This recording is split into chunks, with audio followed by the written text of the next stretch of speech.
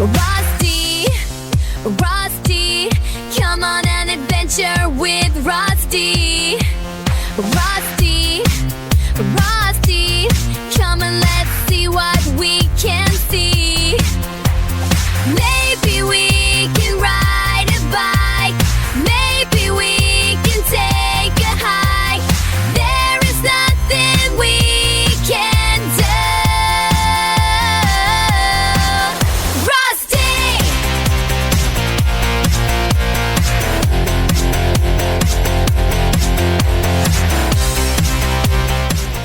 Rusty, Episode 4. Best birthday ever. It was supposed to be a nice evening. My daughter was almost 16. We figured we'd take her out for dinner. Nothing fancy, just a family meal that didn't come out of a microwave or cardboard box. Because if I was left in charge of dinner, that would be the case. We left to pick up Chantel from work downtown, then go eat like civilized human beings. That was the plan. What actually happened was more of a live-action panic attack featuring downtown slush, a language barrier, 6 angry strangers, possibly interdimensional travel, and me face-planting into the street while my wife accidentally drove off in my car, leaving me for dead. I was driving my blue Chevy Cobalt SS, which is basically a low-riding go-kart with a manual transmission and a bad attitude.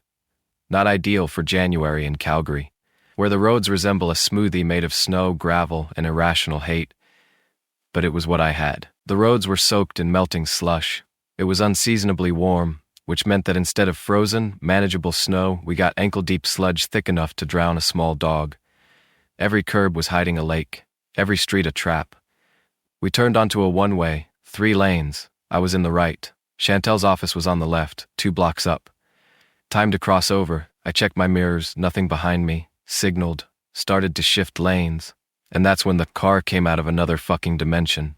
I don't know where it came from. It wasn't there. And then it was. Barreling up behind me like it got ejected from a wormhole. A white Corolla, fast, silent, and somehow, there it was. I panicked, swerved back to the middle lane and clipped it. Barely, like oops levels of contact.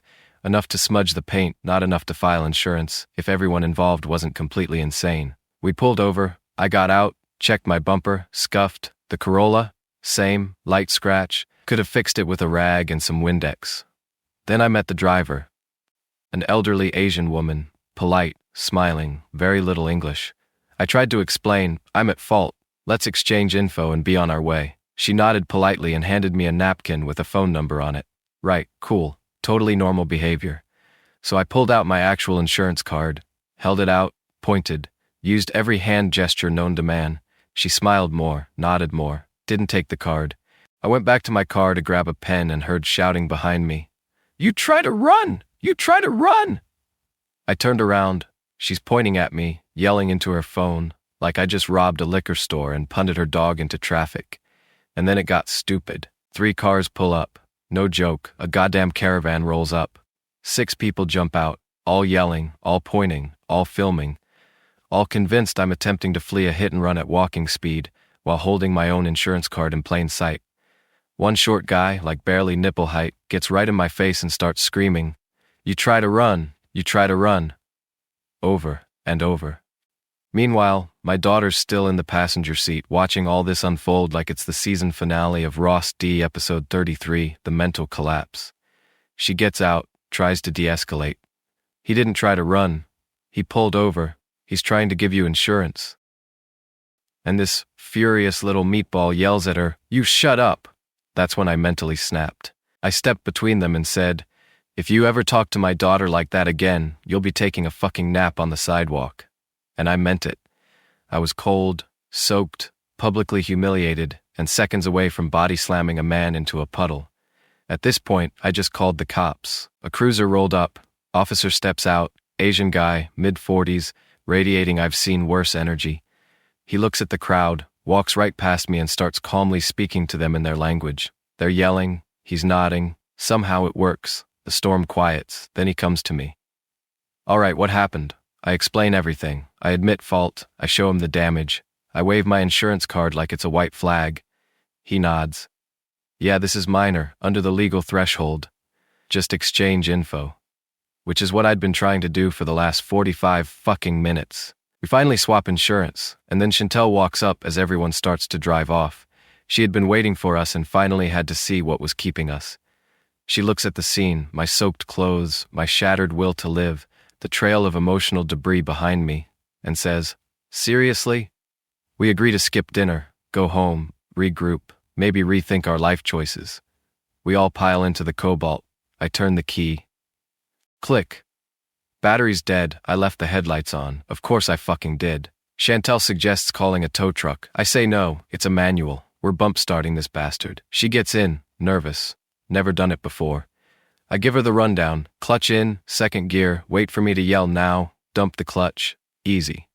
I start pushing. It's slushy, heavy, everything in my body hurts, but I get it rolling. I yell, she drops the clutch, the engine catches, and I immediately faceplant into the street. Full body, no hands, just whump, right into a puddle of icy fucking water. I look up. The car is driving away. She didn't stop, didn't even slow down. I lay there in the road, soaked, exhausted, one missing shoe, watching my blue Cobalt disappear around the corner. Eventually, she came back, one-way street. Had to loop the block. We drove home in silence. My daughter ate leftovers. I peeled off my wet clothes, cracked a beer, and sat wondering if this was rock bottom or just Tuesday. And my poor daughter, she'll never forget her 16th birthday, mostly because her father is a dumbass. Frosty, come on adventure with Frosty. Frosty, Frosty, come and let's see what we can see.